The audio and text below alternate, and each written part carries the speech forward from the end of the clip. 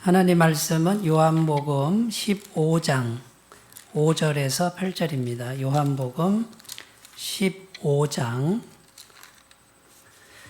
5절부터 8절 말씀입니다. 신약성경 173쪽입니다.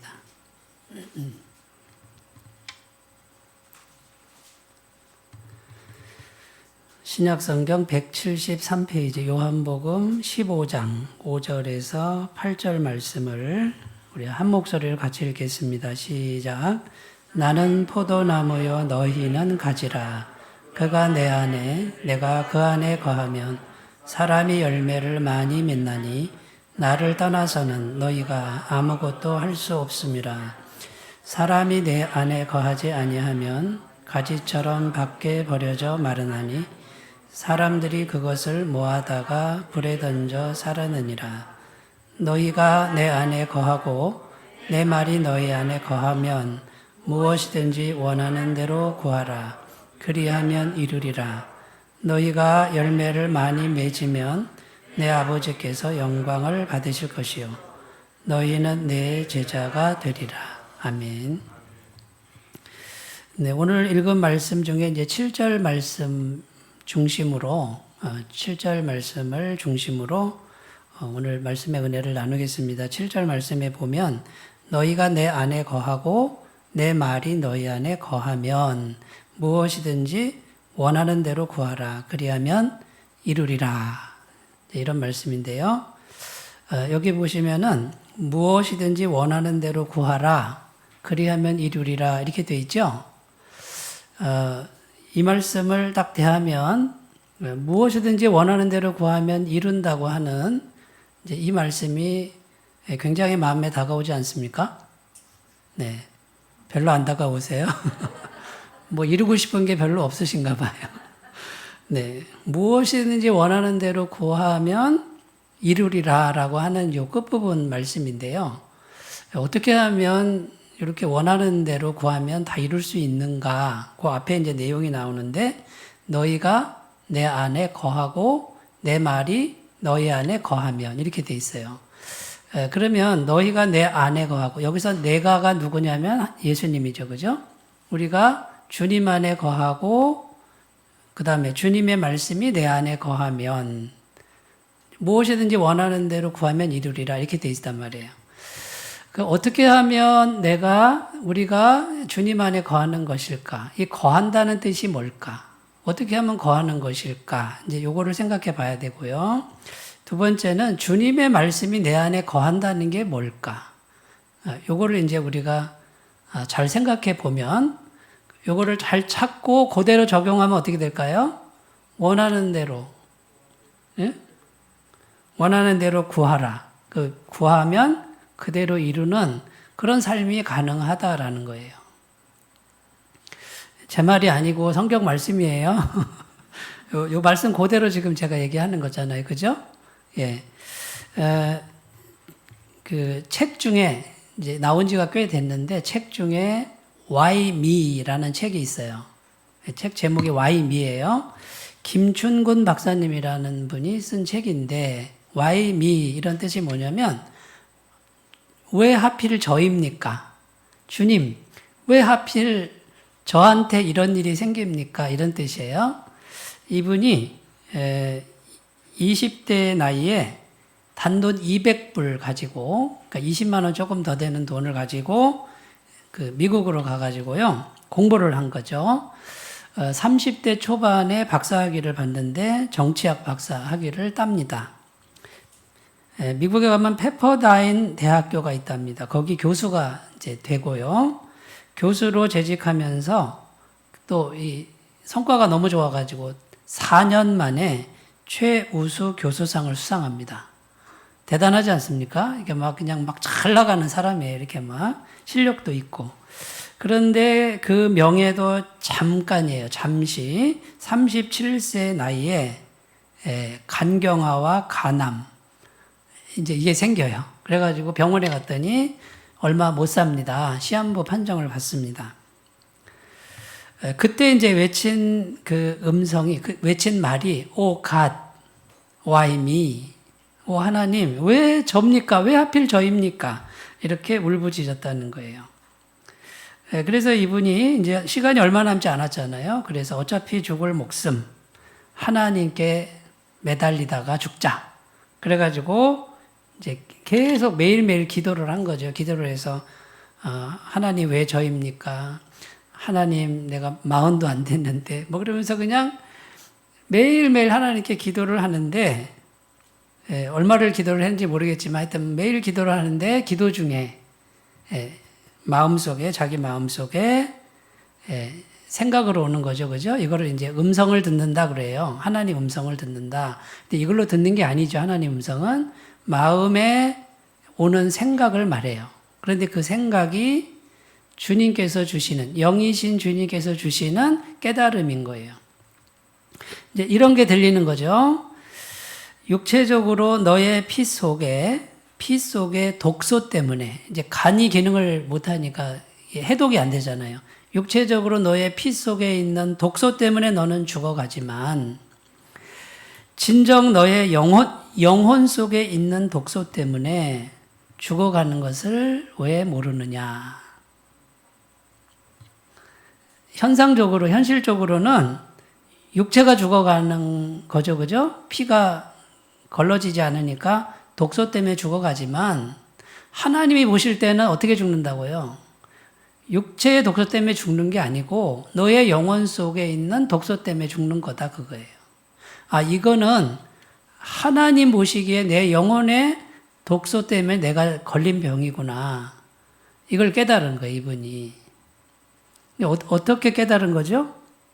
기도를 해서 성령께서 마음에 주시는 감동이에요. 그죠? 그런 생각, 깨달음이 온 거예요. 자, 이날을 생의 전환점을 삼습니다. 새롭게 태어난 날로 삼습니다.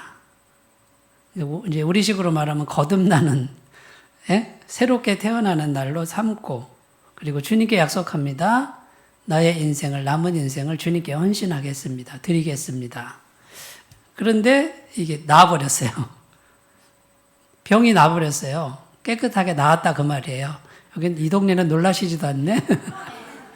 이런 일이 오늘날에도 많아요. 없지 않아요. 현실적인 얘기예요. 병이 낫는 경우가 많단 말이에요. 근데 이게 이제 나아서 이분이 하나님께 약속했잖아요. 내 인생, 남은 인생을 주님께 드리겠습니다. 해서 JAMA라는 단체를 설립합니다. 미국과 한국 청소년들의 신앙 회복, 그리고 도덕성 회복 운동을 하고 있는 단체를 만들어서 헌신하고 있는 거예요. 그러니까 이제 세상을 향해서 막 정신없이 막 세상 출세와 명예를 향해서 뛰어가던 사람이 이젠 그걸 내려놓고 어디로 뛰어갑니까? 주님께 헌신하는 삶으로 이제 뛰어가는 인생이 됐다라는 거예요. 그 중간에 뭐가 있죠? 간경화와 간암이라고 하는 절망적 상태가 있는 거죠. 자, 이제 여기서 보면요, 이제 오늘 7절 말씀에 우리 읽었잖아요. 너희가 내 안에 거하고 이렇게 돼 있죠.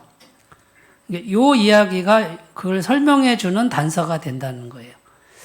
간경화와 간암 때문에 기도를 시작합니다. 하나님이 어디 계셔요? 하나님 어디 계세요? 어디를 가야 하나님 만날 수 있어요? 산속에 들어가야 돼요? 기도원에 가야 돼요?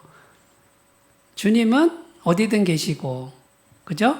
우리 안에도 계시고, 그 다음에 교회의 공동체, 주님 믿는 사람들의 공동체, 내 이름으로 2사람만 모이면 내가 그들 중에 있겠다라고 약속하셨죠? 그러니까 교회 공동체가 굉장히 중요해요. 성부, 성자, 성령 하나님, 삼위일체 하나님 존재 양식이 공동체예요. 한 분이죠. 완전한 한 분이지만 삼위일체 하나님은 근본이 3분이에요. 세 인격이란 말이에요. 이분이 완전히 하나가 된 거예요. 그러니까 하나님의 영은 공동체의 영이에요. 그러니까 예수 믿는 사람들이 모여서 예배 드리는 것을 성령님은 굉장히 기뻐하십니다. 이제 이런 부분을 우리가 양보하면은 손해예요, 손해. 하나님 마음과 같이 가야 되죠, 그죠? 자, 그런데 기도를 하는데 마음을 쏟아서, 그죠? 이제는 뭐 죽기 살기로 기도하는 거 아니에요?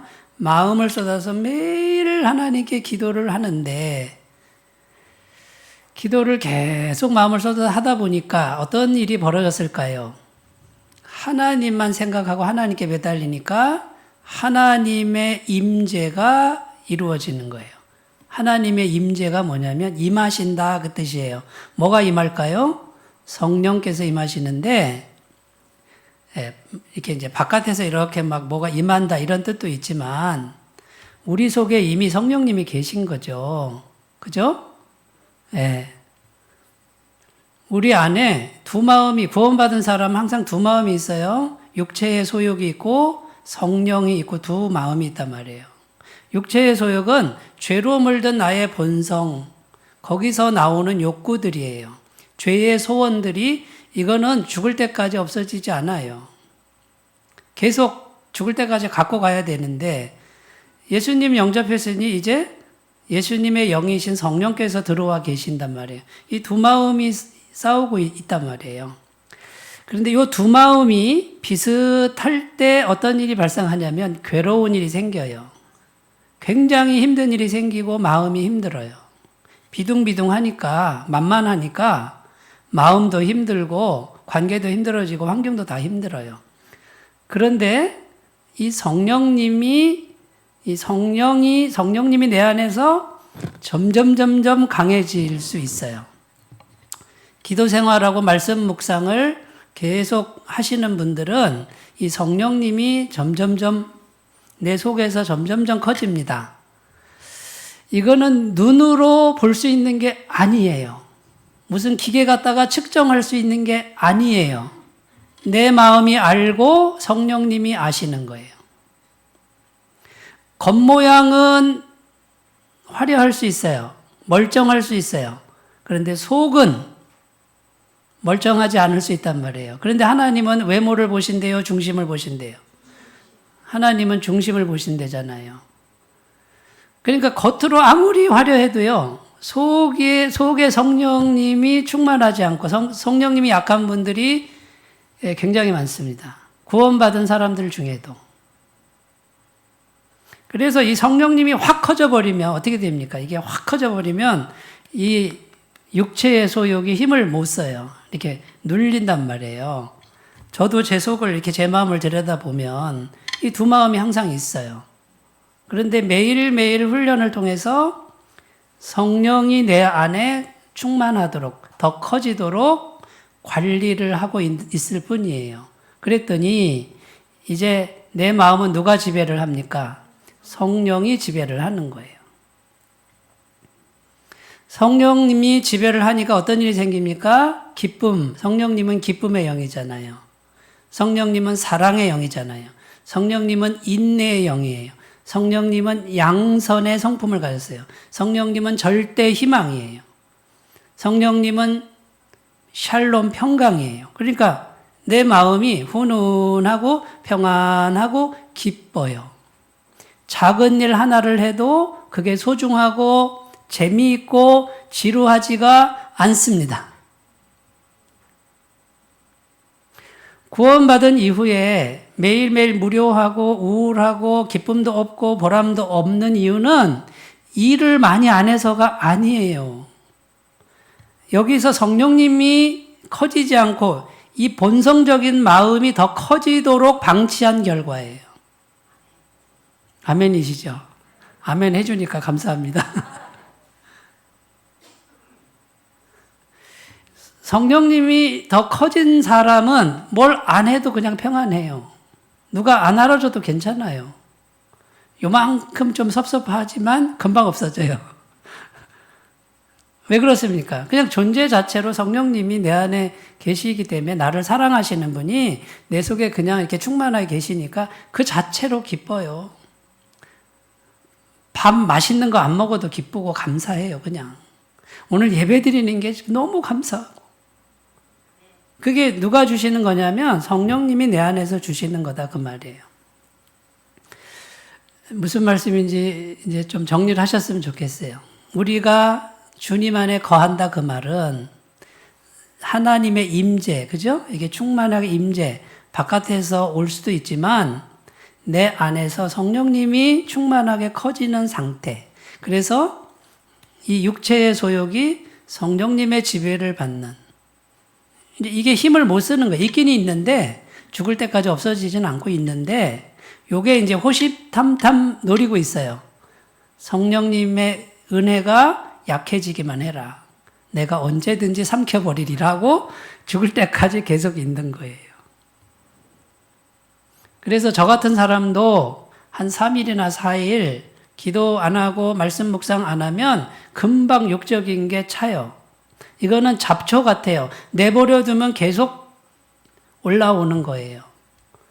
그래서 이 육체의 소욕이 계속 충만한 상태가 뭐냐면 제일 먼저 오는 게 무료함, 우울함, 짜증, 원망, 보기 싫어, 꼴 보기 싫어, 다 꼴 보기 싫어.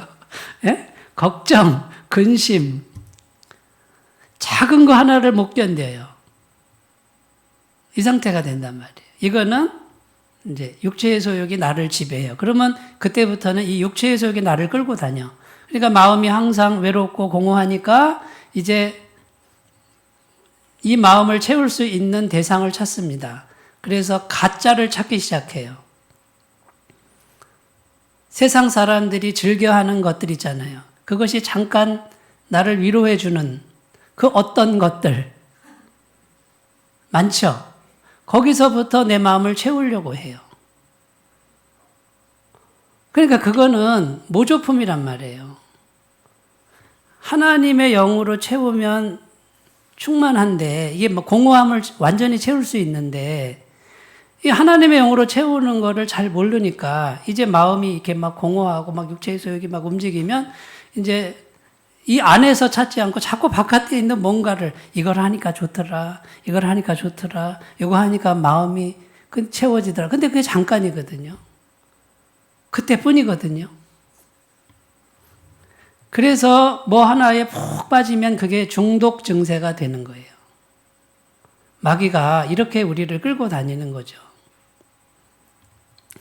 여러분, 우리가 주님 안에 거한다 그 말은 내 안에 성령님이 충만한 상태. 이 김충근 박사님이 간경화로 주님께 매달리고 기도하는데 여러분 기도라고 하는 게 나는 하나도 안 바뀌고 하나님께 뭔가를 내가 원하는 걸 얻어내는 거는 기복신앙이에요. 잘못된 기도예요. 그런 기도는 하지 말라고 돼 있죠. 그런데 여러분 성경에 기도가 엄청나게 많아요. 예수님도 기도하셨고요.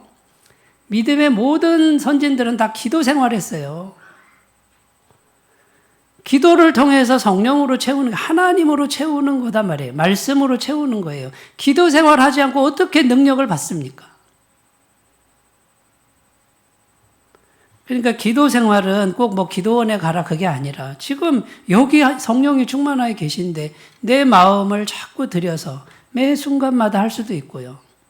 집에서도 의자에 앉아서 그냥 시간 정해놓고 주님과 교통하는 시간을 충분히 가지면 성령께서 오셔서 마음을 충만하게 채운단 말이죠. 어려운 게 아니에요. 근데 마치 어디 가야만 뭐 기도원에 가야만 어디 좋은 장소에 가야만 뭔가 이렇게 막 하늘에서 떨어지는 것 같이 이건 전부 제가 볼 때는 아닌 것 같아요. 이미 우리 구원받은 사람 안에 성령이 우리 속에 계시겠습니다. 영원히 계시겠다고 요한복음 14장 말씀에 약속하고 있는데 어디 가서 찾아요? 여기서 찾아야지. 내가 살아가는 모든 순간이 주님과 함께하는 순간입니다. 내가 살아가는 모든 순간이 내 안에 성령님과 함께하는 겁니다. 그러므로 그분께 마음을 들이시면 그게 뭐냐면 내가 주님 안에 거하는 상태다. 자, 이 상태를 이렇게 성령이 더 충만한 상태를 계속 유지하기 위해서 습관을 들이셔야 돼요. 제가 특별히 강조하고 싶은 건요, 습관이 돼야 돼요. 몸에 배야 돼요. 그냥 눈만 뜨면 성령님이 자동으로 생각나고, 눈만 뜨면 마음을 정돈하는 게 이게 습관이 되시는 분은, 이 상태가 꾸준히 가시는 분은 일단 영혼이 평안합니다. 마음의 기쁨으로 찹니다. 누가 뭐 안 해줘도 괜찮아요. 원망, 불평 없어집니다. 뭐 때문에 그거 없어집니다. 주님만 계시면 됩니다라는 그 믿음이 꽉꽉 차요. 그 상태가 되면 영혼이 평안하고 관계가 편해집니다. 왜요? 날카로운 게 없어져요.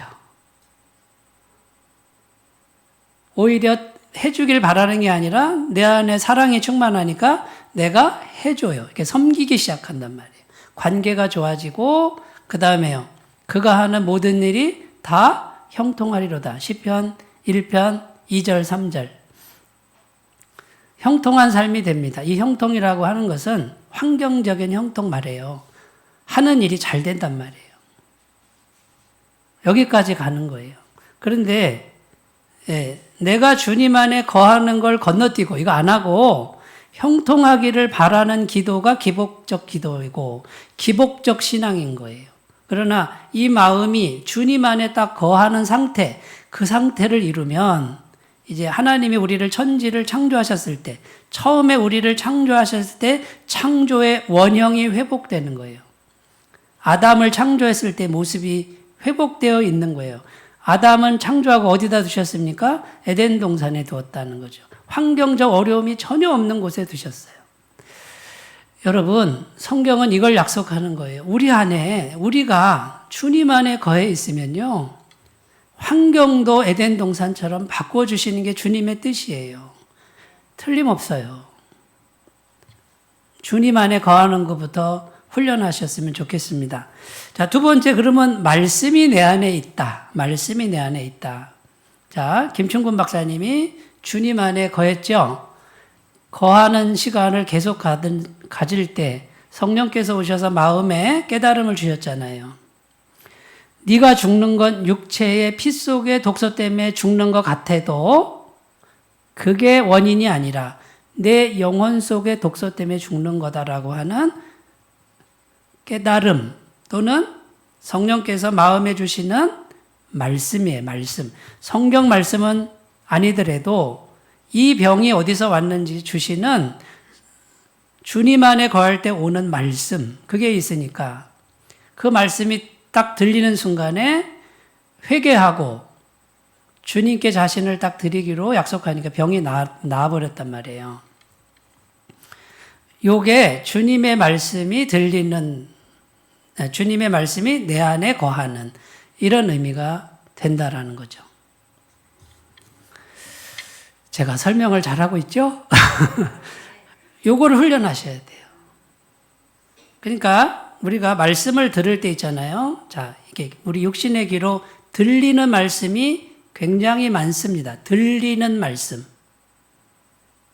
그런데 그 말씀 중에 내 마음에 와서 부딪히는 말씀이 있어요. 성령께서 부딪히는, 이렇게 주시는 말씀을 붙드셔야 돼요. 이렇게 붙들고 그 말씀에 믿음으로 반응하는 분들은 말씀 안에 거하는 거예요.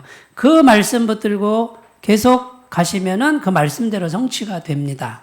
성경을 읽을 때, 성경 말씀 읽을 때, 자, 읽는 것도 영어로 듣는 거란 말이에요. 읽을 때 부딪혀 오는 말씀이 있고요. 설교 시간에 선포된 말씀이죠. 설교 시간에 들리는 말씀이 있어요. 이렇게 와닿는 말씀이. 그 다음에 믿음의 사람들끼리 대화할 때 이제 서로 믿음의 얘기를 주고받잖아요. 그때 또 마음에 탁 성령께서 들리게 하는 말씀이 있어요. 믿음의 사람들 안에 하나님이 계시잖아요. 다 성령님이 계시고 말씀을 다 품고 계신단 말이에요. 그런데 성령님은 성도가 교제할 때 믿음의 얘기를 막 나누는데 저 사람 얘기를 듣다 보니 내가 깨닫게 되는 거예요. 회개가 되는 거예요. 그러면 그 사람은 사는 거예요. 그게 능력이 된다 그 말이에요. 자, 요것이 내가 주님 안에 거하고 그다음에 주님의 말씀이 내 안에 거한다라는 의미예요. 그러면 무엇이든지 원하는 대로 구하라. 그리하면 이루리라. 요 상태가 되면 주님과 내가 거의 하나가 되는 상태란 말이에요. 요 상태에서 욕심으로 구할 수 있겠어요? 이제 그런 건 없어져요. 주님의 마음이 더 커졌으니 주님의 마음에 합한 기도만 나오게 돼 있어요. 그러니까 무엇이든지 원하는 대로 하면 내가 이룬다 그 말이에요. 자, 중요한 핵심은 마음 중심이 중요하다. 마음 중심이. 겉으로 일하는 거라든지 겉으로 화려하게 보이는 거 이거 사회생활 할 때 중요하죠. 그러나 하나님 앞에서는 뭐가 더 중요하다? 내 마음 중심이 어떠한지 주님이 보신다. 그러니까 여기가 중요한데 이 마음에 하나님의 영이 임재하셔서 이 마음에서 그분이 더 충만하도록 자연스럽게 매일매일 기도하시면 돼요. 기도는 그냥 대화하시면 돼요. 여기 주님이 살아계신다. 살아계신 분이 여기 계신다. 내 안에 계신다 하고 대화를 자꾸 하셔야 돼요. 습관을 들이시면 이제 영이신 하나님은 나한테 실체가 돼요. 어떤 분들은 하나님이 어디 계셔 이러잖아요. 그런데 이거 훈련을 하시는 분들은 여기 계시잖아. 나와 함께 하시잖아. 이렇게 그냥 눈만 뜨면 그분이 나와 함께 하시는 게 믿어지는 단계가 돼요. 자, 마음 중심이 중요합니다. 오늘 말씀 5절에 보면 나는 포도나무요. 너희는 가지라. 이렇게 돼 있죠. 포도나무에 가지가 붙어 있어야 된단 말이에요. 여기도 이렇게 되어 있습니다. 그가 내 안에 내가 그 안에 거하면. 이게 도대체 뭔 말이에요? 아까 설명한 맥락하고 똑같은 내용이에요. 사람이 열매를 많이 맺나니 나를 떠나서는 이렇게 되어 있죠. 가지가 포도나무에서 단절된 상태에서는 아무것도 안 된다. 그러면 연결이 돼야 되는데 어디가 연결이 돼야 되죠? 마음이, 여기 마음 중심이. 자, 요 마음 중심에 나의 욕망, 혈기, 분노, 상처 이것이 꽉 차 있느냐 아니면 성령님이 꽉 차 있느냐 요것을 항상 점검하셨으면 좋겠습니다. 그래서 요 마음 중심에 성령님과 계속 접촉이 일어나도록 교통이 일어나도록 우리가 축도할 때 그러잖아요. 주 예수 그리스도의 은혜와 하나님의 사랑과 그 다음에 뭐예요? 성령의 교통하심이. 고린도후서 13장 13절. 성령께서 뭐 하신다고요? 성령은 교통하는 영이단 말이에요. 이게 통하는 영이다 이렇게 돼 있단 말이죠.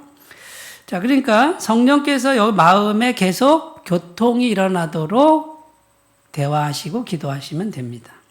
2차 세계대전 당시에 프랑스의 한 고아원에 희귀병이 퍼졌어요. 그 희귀병 이름이 마라스무스라는 희귀병이에요.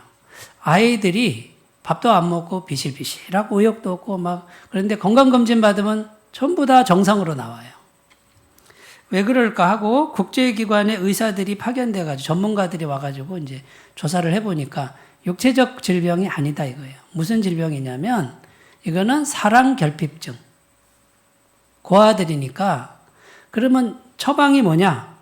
스킨십이에요. 스킨십. 누가 가서 보듬어 주고 안아주고 10분간 하루 10분간만 하면 낫는 병이다. 실제로 매일 10분씩 쓰다듬어 주고 안아주고 이렇게 애들을 해줬더니 애들이 막 살아나는 거예요. 밥도 잘 먹고. 접촉이 중요하다. 이렇게 터치가 중요하다. 우리 마음이 여러분 자기 마음 한번 들여다보세요. 내가 마라스무스 병은 아닌가?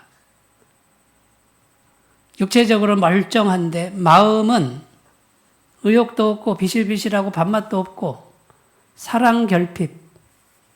근데 그 사랑을 성령께서 얼마든지 주실 수 있는데 자꾸 사람에게서 받으려고 그러고 뭔가 환경에서 받으려고 그러고 결과에서 받으려고 하는 마귀가 자꾸 속이는 거죠. 그것이 있어야만 내가 마음을 채울 수 있다라고 생각해요. 아니요. 어떤 남편도 어떤 부인도 어떤 친구도 내 마음을 채워줄 수 없어요. 오직 하나님의 영이 내 속에 오셔야 돼요. 그분이 내 마음 중심을 스킨십 해줘야 돼요. 터치해줄 때만, 그때만 비로소 우리 영혼은 채워질 수 있다. 그럼 사람 필요 없느냐? 필요하죠. 우리가 다 인격이기 때문에. 그런데 사람에게서 다 못 와요. 그거는 아예 처음부터 그렇게 생각 안 하면 돼요. 내가 채워줘야 될 게 있고 저기서 채워줘야 될 게 있고. 근데 좀 부족하다 싶어도 그래, 주님만 계시면 얼마든지 내 마음 채울 수 있다. 이렇게 가면요, 오히려 더 관계가 좋아져요. 여러분, 마음에 성령님의 스킨십이, 성령님의 터치가, 사랑의 터치가 오도록 중심을 잘 관리하시기 바라겠습니다. 자, 두 번째 핵심이 말씀을 들어야 돼요. 자, 성령님의 임재, 성령님께서 더 이렇게 충만한 상태에서 이제 말씀이 들려야 되는데, 성경에 보면 이런 예가 많이 나옵니다. 요한복음 2장에 보면 예수님이 가나의 혼인잔치에 가죠. 그 혼인잔치 집에 갔는데, 옛날에는 혼인잔치를 일주일에서 보름간을 해요. 그러면 그때에 막 음식도 하고 막 잔치를 벌이는데, 그때는 잘 먹어야 되잖아요. 그때 중요한 게 뭐냐면 포도주였어요, 포도주. 이 포도주가 넉넉해야 모든 식사에 포도주가 들어가니까. 근데 포도주가 떨어져 버렸어요. 그러니까 그 혼인집이 지금 낭패를 보게 생겼네요. 그런데 거기에 주님이 계셨고 주님의 어머니 마리아가 계셨죠. 근데 마리아는 자기가 낳은 아들이지만 신성을 가진 걸 알고 있어요. 그래서 이 문제, 이거 어떻게 해요? 이 집이 지금 혼인잔치가 망가지게 생겼으니 어떻게 해요? 그 주님의 어머니 마리아가 안타까워서 주님 아들에게 얘기를 한 거예요. 근데 주님이 뭐라 그래요? 어머니 왜 저한테 그 말을 하세요? 저의 때가 아직 안 왔는데 왜 그런 말씀하세요? 하고서 거절하는 것 같지만 어머니가 얘기했으니 어떻게 해요? 아들 예수님이 그냥 모른 척 못한 거예요. 그러니까 이제 주님의 어머니가 뭐라 그래요? 종들에게 막 밀어붙이는 거죠. 무슨 말씀을 하시든지 그대로 해라. 네, 말씀 기억나시죠? 그랬더니 주님이 말씀하세요. 말씀하시는데 뭐라 그래요? 큰 항아리에 물을 갖다 부어라. 그러니까 물을 갖다가 다 아구까지 채우니까 이제는 떠서 연회장에게 갖다 줘라. 자, 딱 두 마디예요. 물을 갖다 부어라. 그 다음에요. 떠서 갖다 줘라.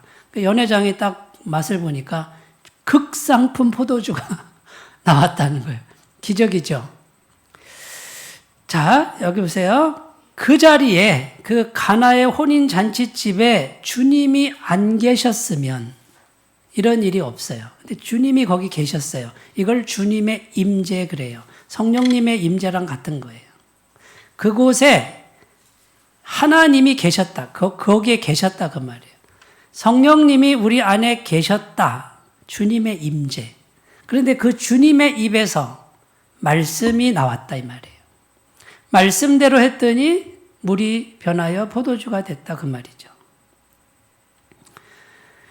이 말씀은 뜬구름 잡는 말씀이 아니에요. 오늘 우리들에게도 이 말씀대로 된다니까요. 우리 안에 성령이 충만하고 그 성령께서 내 안에 주시는 말씀이 내게 공급된 그 말씀대로 되는 거예요. 기적이 일어난다 그 말이에요.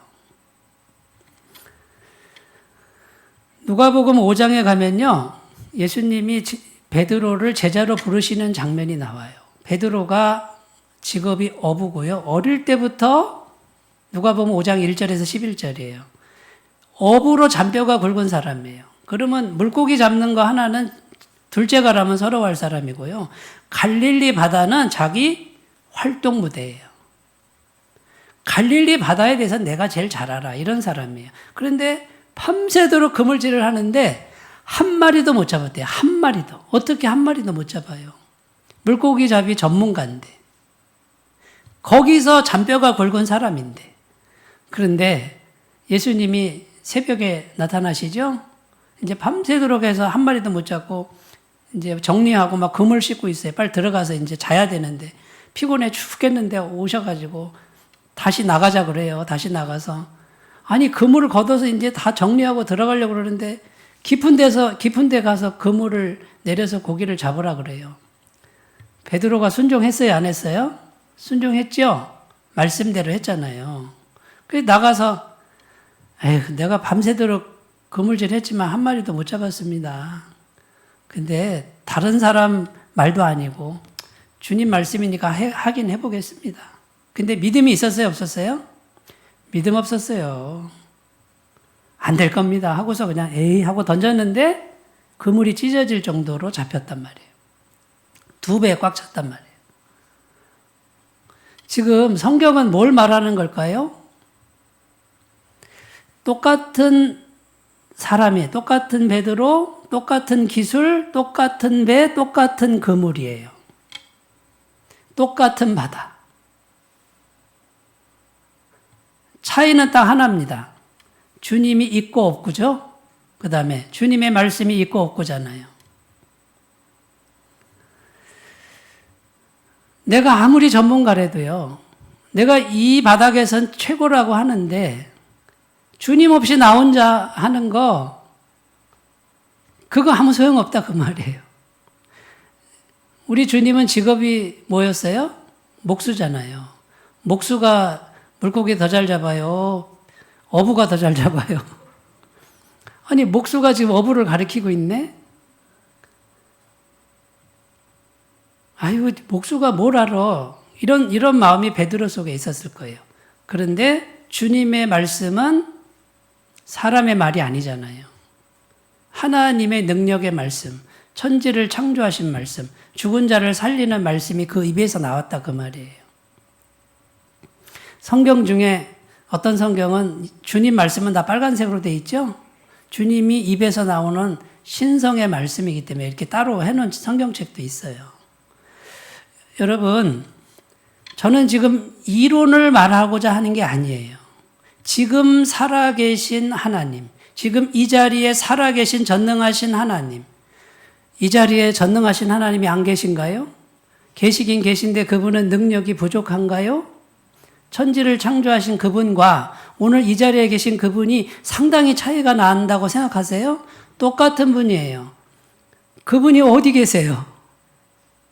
어디 살아 계시냐 그 말이에요. 지금 자, 오늘 예배를 드리고 이 예배당을 나가요. 교회를 나가면 주님이 안 계세요?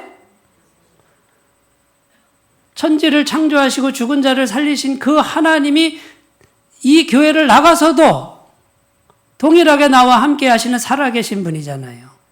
근데 왜 없는 것처럼 사실 때가 많아요?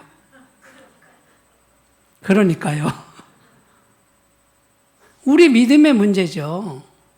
우리가 잘못 믿는 거고 잘못 생각하는 거죠.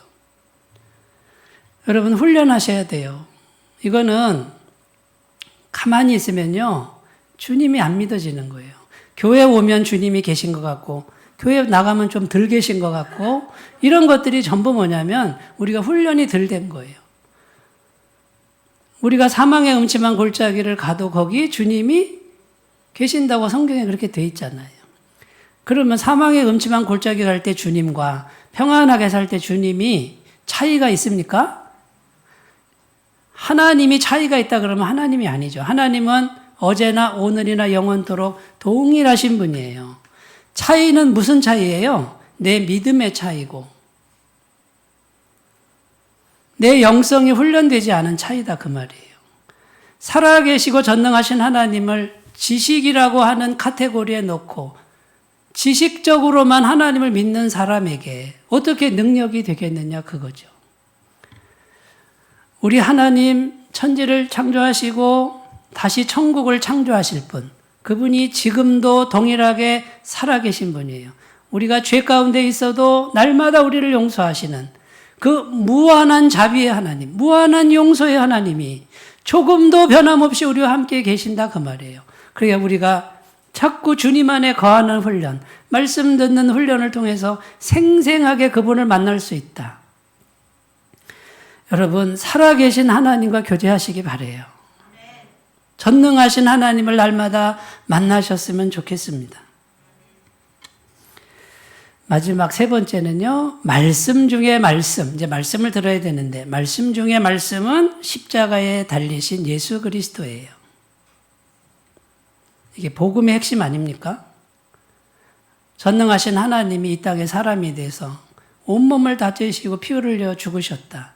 십자가에 달린 예수가, 그 예수님이 하나님이시라는 거예요.